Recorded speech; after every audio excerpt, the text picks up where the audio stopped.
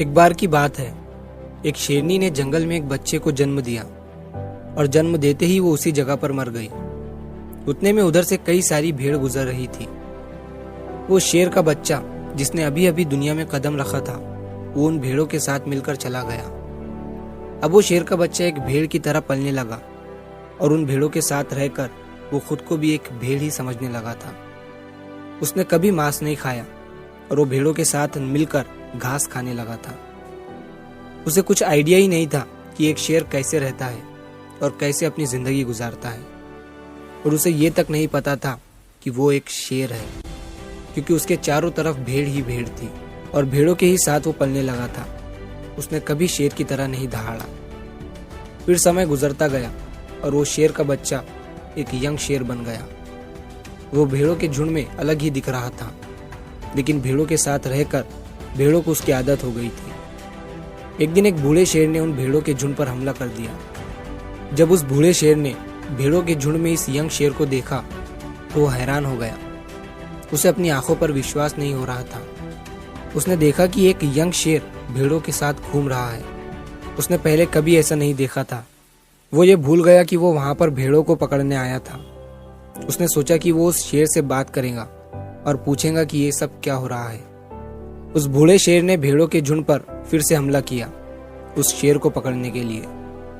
भेड़ों ने जैसे ही उस बूढ़े शेर को देखा, वो सब अपनी जान बचाकर भागने लगे और उन भेड़ों के साथ वो शेर भी अपनी जान बचाकर भागने लगा। कुछ देर के बाद उस बूढ़े शेर ने उस यंग शेर को पकड़ लिया। बूढ़े शेर ने उस यंग शेर से कहा, अरे बेवकूफ, तू मुझे देखकर भाग क्यों रहा है? यंग शेर ने रोते हुए कहा, प्लीज मुझे छोड़ दो, मैं एक साधारण सा भेड़ हूँ, मुझे जाने दो। वो उस बूढ़े शेर को देखकर एक भेड़ की तरह कांप रहा था। बूढ़ा शेर ये सुनकर हैरान हो गया और वो समझ गया कि यहाँ पर क्या हो रहा था। वो बूढ़ा शेर उस यंग शेर को एक नदी के पास लेकर गया। यंग शेर वहां से भागने की कोशिश कर रहा था, लेकिन बूढ़े शेर ने उसे नदी की तरफ धकेलते हुए कहा कि अपने आप को इस पानी में देखो। नदी का पानी पूरी तरह से शांत था। बूढ़े शेर ने यंग शेर से कहा कि अपने फेस को इस नदी में देखो और मेरे फेस को देखो, अपनी बॉडी को इस नदी में देखो और मेरी बॉडी को देखो। उस यंग शेर ने डरते हुए अपना फेस नदी में देखा और जैसे ही उसने अपना फेस नदी में देखा तो वो हैरान हो गया। उसने देखा कि वो एक भेड़ की तरह नहीं बल्कि एक शेर की तरह दिखता है। वो रियलिटी को समझ गया कि वो एक भेड़ नहीं बल्कि एक शेर है, और एक सेकंड के अंदर ही उसने एक शेर की तरह दहाड़ा। उसकी दहाड़ सुनकर पूरा जंगल कांप गया।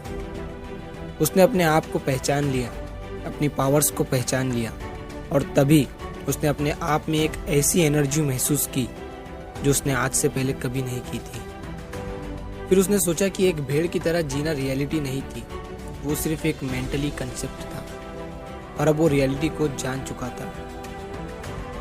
इस कहानी से बहुत ही डीप मैसेज निकलकर सामने आता है।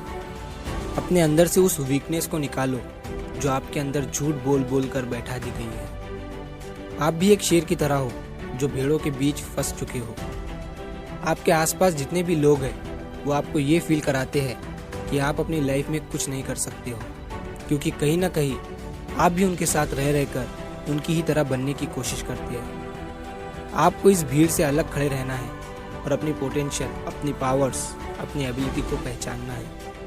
और जिस दिन आप अपनी पावर्स, अपनी एबिलिटी को पहचान लोगे उस शेर की तरह, तब आपको दहाड़ने से कोई भी नहीं रोक पाएगा।